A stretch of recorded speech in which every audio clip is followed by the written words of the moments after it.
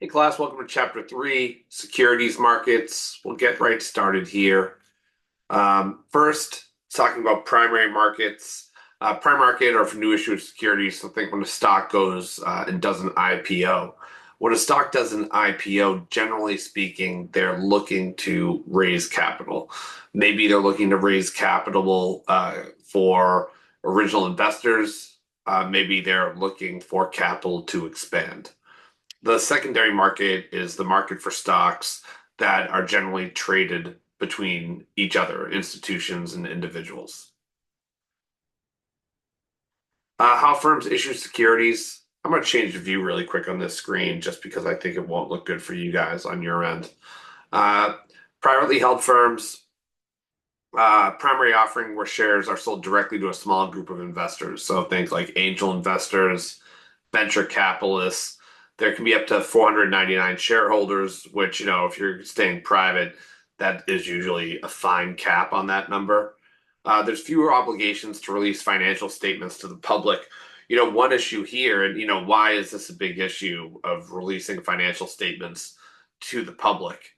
Let's say, for example, you're changing your business model, like Netflix going to DVDs to streaming. If the market didn't originally like that, the market could then punish their stock price, hurting the company's valuation. One thing I didn't mention in the previous slide about primary markets or going public is that when a company goes public, they generally do not sell the entire company on the stock market. Sometimes you see firms go public starting out with just about 5 to 10% of the shares available on the public market. This is, to maintain control for the original founder, so that they don't get fired from their own firm. It could be because the company, if you know what 5% of your company is worth, you know what 100% of it is worth, approximately. So that could be another reason why, a company goes public. But there's many more disclosures that you have to have when you have other investors, or more importantly, when you go public, just to make sure all investors are treated fairly. I think I might have mentioned in class about there was a fairly large brewery in the state of Massachusetts where effectively, they had investors and they were using the company profits to buy themselves nice stuff, which is fine if you're privately held and you have no investors.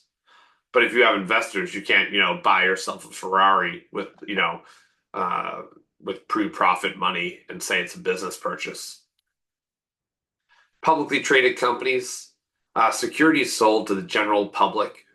Investors trade the shares, unlimited number of shareholders, obligated to release financial statements to the public, and they're sold to the public. So, the reason why you go public is because you generally believe that there will be high valuations, meaning that the company will be worth, significant amounts of money, creates a liquidity event. If you go public, a lot of companies use that to continue to grow, right? Because it's a great financing source. Publicly traded companies, they have an IPO, which is the first sale of stock to the public by a formerly private company. Underwriters, these are investment bankers, purchase securities from issuing company and resell them. There's different types of, for investment bankers, there's different types of ways they make money or structuring a deal. But they could take 5 to 10% of the money they raise for the company as profit for them, right? Which is why it can be a lucrative business. Prospectus, that's the description of the company and the security being issued. Um, some of you guys might not recall this, but when Snapchat went public a bunch of years back, they described themselves in their prospectus as a camera company, right? So, and one of the things they've tried to do is come out with like these little weird camera products. Most of them have been like, failures. They haven't had any success outside of their app. In the IPO, the issuer and the underwriter put on a roadshow. Basically, they market the security. Um, they have to release financial statements, how they're valuing the company. what they think they're going to sell it for, right? Because they can say we're selling it for this, but does the IPO market, um, you know, have an interest in buying it for that price, right? Everything is some valuation metric, right? You're going to pay 10 times earnings or 20 times earnings, whatever the common metric is for that business. And that's determined by looking at peers, right? If we have a subscription based service, we'll look at other subscription based valuations. They help value the company and they help, sell it. This is, effectively one way to look at it. There's a lead underwriter and there's other investment bankers. Occasionally, there's multiple investment banking firms in on a deal, right? Because you have more people effectively selling your security. We won't cover this as much, but it's SEC Rule 415. It's pre-registered, right? So you offered any time within 2 years. So you have to file to go public, and then you have 2 years to actually do it. We saw, there was rumors for a long time that Reddit was going to go public, and this year it finally did.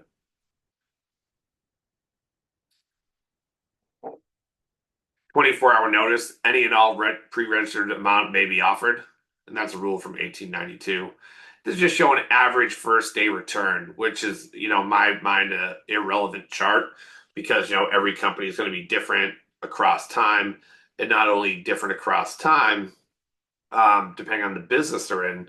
There's different like seasons in the market where certain types of stocks are favored compared to others. You should buy an IPO or something that is newly released because you like the business, not just because it had an IPO. But one thing to look at when a company is having an IPO is, what are they using the proceeds for, right? And if they are using it for growth and growth is successful, then that's certainly a possibility as well. There's direct search markets. Buyers and sellers locate one another on their own. Easier, obviously, with the internet. There's brokered markets, third-party assistance in locating the buyer or seller. There's also dealer markets. Third-party acts as an intermediate buyer. In a dealer market, they make money on the spread, meaning someone's going to pay, will pay $1 for the share, and someone is willing to sell it for 99 cents. The dealer facilitates that transaction and takes the penny in their pocket. Auction market, brokers and dealers trade in one location. Trading is more or less continuous. I won't quiz you or anything on the different types of trading markets, but these are more relevant, right? Market order. What is the goal of a market order? To get best execute or immediate execution. You'll do a market order if you're favoring executing immediately. Um, and then you have a price contingent order, like a limit order, meaning I will only buy it at a specific price. Most people use limit orders to try to save a few cents on a trade. But if you put that limit order for a buy too low, the trade might not go through. So in a price contingent order, you favor, price over immediate execution. Generally, when I'm making trades for clients, um, you know, I'm looking at them from a perspective of immediate execution. Um, this is just showing average market orders, right? So S&P 500 certainly has more volume over time. The Russell 2000 is small cap firms. They're just smaller companies and, therefore smaller volumes.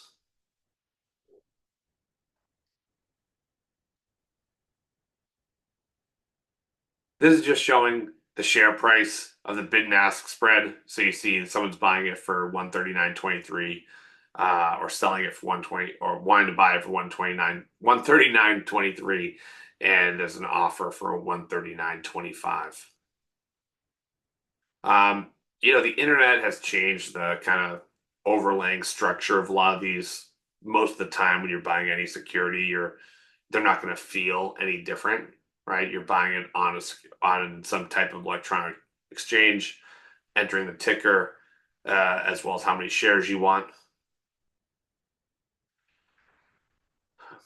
Trading mechanisms continues those electronic communication networks or ECNs, those computer networks that allow direct trading to individual investors. There's also specialist market. A market maker is a trader that quotes both bid and ask price to the public and provides liquidity. We won't cover this. This is just a timeline. It won't be relevant to probably anything you do. Um, so they changed the way they price securities. Up until 97, securities were only priced in eighths of a dollar. And then it was 16th up until the 2000. And then now you can trade in decimals, right? So, this is one, the fact that you can trade effectively to the penny, which is a fairly modern innovation, reduces the spread, right? There's no forced dollar increments. That's certainly part of it. It also helps provide a little bit more market liquidity. There's approximately 3,000 firms in the NASDAQ. New York Stock Exchange is another exchange. It's a secondary market where stocks trade back and forth between investors. And we've just seen the share of these exchanges um, kind of come together over time. It's a relatively commoditized service, right? Kind of like where does your stock trade on the NASDAQ or the New York Stock Exchange? For you, the investor, whether it's your professional investor or a retail investor, you're just entering in the ticker symbol and sending the shares, to the end investor. A lot of this stuff is now behind the scenes. There's also algorithmic trading strategies, which, I've showed you guys a little bit of those in class, or how they might be structured with certain stocks having certain rankings that make it a buy or a sell. High frequency trading, a subset of algorithmic trading. Computer programs make very rapid trading decisions for very small profits. There's also dark pools. If you want to move a certain security without alerting the market, effectively you can trade a public security like a private stock and just not have the market be aware of the transaction. You can also trade and do block trading. You generally will get better pricing if you trade in blocks of like 10,000 shares. Generally, also on our side of the business, of block trading is entering in all the shares at the same time. Um, some trends in the market where it's moving to more automated trading, and eventually there will likely be 24-hour global trading, although that still appears to be quite a few years away. This is just showing the market cap of each exchange. So, this is from a few years ago or 2022. So some of the numbers might change, but, the US market makes up a majority of the global market. So I think if you looked at not just in the view of the exchange, if you take the global stock market and weight it by market cap, US stocks are above 50% of all the stocks in the world. Trading costs, there can be fees paid to the broker for making the transaction. Really since the launch of Robinhood, most of these have evaporated from the retail side of the business. There are still certain funds that you might pay a fee for. Usually, like mutual funds will still cost you $30 to buy and sell. We already talked about the cost of trading with the dealer, and that's the difference between the bid and the ask. The dealer, can sometimes be electronic, is often making the money off of the difference between the buy and the sell order. Margin.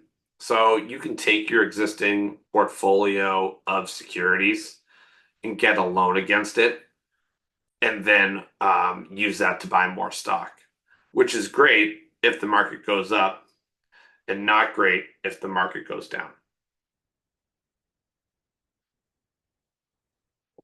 Right here, it's talking about the initial margin requirement, and it's saying here, like, it'll actually change based on the security, but a lot of times you'll see stocks that can be margined, 50% or so.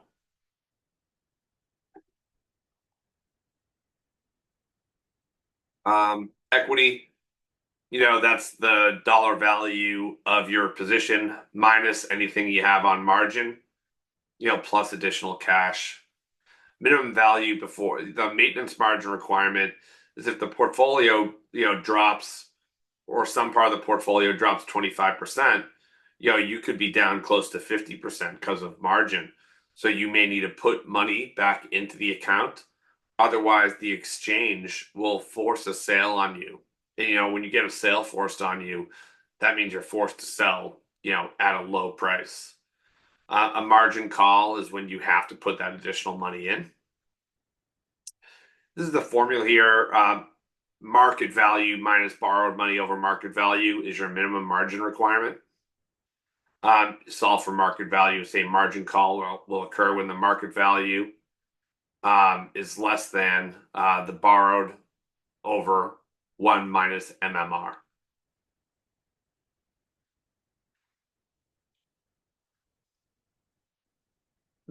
These two slides here are really just showing, the stock price is 70, you have initial margin of 50%, maintenance margin of 40%, and you buy 1,000 shares. So, you have owned 70,000 of the stock, 35K is borrowed, right? Let's say what happens when the stock price falls to 60. I apologize, you own 70,000 and basically you borrowed 35 to have another 35 of equity. That's effectively the equation here. So the stock price falls to 60, so now it's worth 60,000, but you borrowed 35 and now the equity is only worth 25. So what happens then? 25 over 60 is 41.67%. How far can it fall before a margin call? So you take that 35,000 and you divide it by 1 minus that requirement on margin. So 58,000 would be the lowest. With 1,000 shares, the stock price for margin call is 58.33, and 23.33 divided by 58.33 from the formula above equals that 40%. To restore initial margin, you have to get equity back to 29,000, right? So they'd have to take that 29,000 minus the 23,000, and that difference would be the initial margin requirement, so that sales would not be forced onto the account. Sale of shares not owned by investor but borrowed through a broker is called short sales. This is how you may bet against a market. The mechanics are you borrow the stock from a broker and you pay for that margin to do that. And the broker sells the stock, deposits the proceeds into a margin account, which basically creates you benefiting from a negative price, right? That structure. When you close a call, you have to buy the stock. So if a company in general is heavily shorted and then does well, the reason the stock goes up so much is because people who are shorting the stock or betting against it are now forced to buy it to get out of their position, creating like an unnatural buying pressure. So if I want to see if a stock is risky, one thing I will do is I'll look and see, what the percent of people shorting the stock is. And if that's greater than 5%, that's usually just something to be aware of. That's a significant number. I've seen way higher of a number of people shorting a stock, but just for reference, that would be something to look at. Short sales require initial margin of 50%, more for low price stocks. So, that's true for borrowing against any stock, whether it's a short or a long. They'll let you margin like 70% of Microsoft. But if it was some small cap stock like GameStop, they might not let you margin any of it or a very small percentage. This is just the same formula that we saw previously, but the math on the short selling.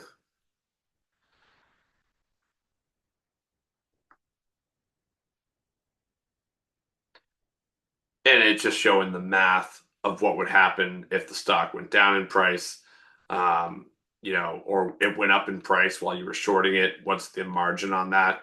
Just showing the nature of which you'd have to deal with in order to, maintain that. Trading on margin is generally not recommended. The book shows it as a more of an academic lesson. You know, there are some other interesting strategies where you might want margin potentially. Like you could own a portfolio of stocks and then on margin, buy a portfolio of bonds to generate income. But sometimes they charge you interest on those margin loans. So sometimes the cost of that interest, if the cost of that interest is 8%, then you're giving up the average stock market return on the loan. And you're unlikely to be able to, capture that just based on statistics. Lastly, insider trading. That's non-public knowledge about a corporation possessed by officers, owners, etc. They have privileged information. They know stuff in advance that would move the market. SEC requires these people to report all transactions in their firm stock, and obviously, like not have them, make other, give people that insider information or insider trading, right? Not all insider information is significant though, right? Because you can know something about a product that's coming up. The question is, does it move the market, from a practical perspective? But if you trade on insider information and the stock doesn't go up, it's still a crime and you could still lose money, right? Both double whammy. So we're also going to go through chapter 4, and so I'll have that posted shortly.